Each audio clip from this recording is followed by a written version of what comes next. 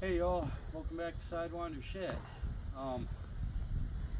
Yeah, I got the transmission out with the transfer case. She's big, she's heavy, and it kicked my butt. Of course, I don't do this all the time, and doing it in my driveway, but progress so far. You stay right there. I've got the transmission out, and again, gonna grab this from the wife, turn it around. She is not dirty, so although she did help me drag it out from under the truck, whew,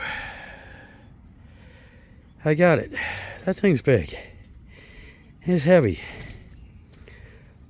but anyway, yeah guys, as soon as I get something to eat here, take a break for a little bit, might even have a beer, I'll get some numbers off of this and we'll figure out what kind of transmission it is. I'm thinking, you know, it's a 727, but also I'm still asking for help, guys. I still need some of your knowledge.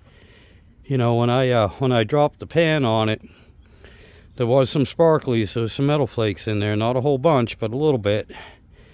And when I get it to the shed and start tearing it down, I'll show you the pan. But anyway, still need some help. All right guys, thank you. Check later for more progress. We'll see ya.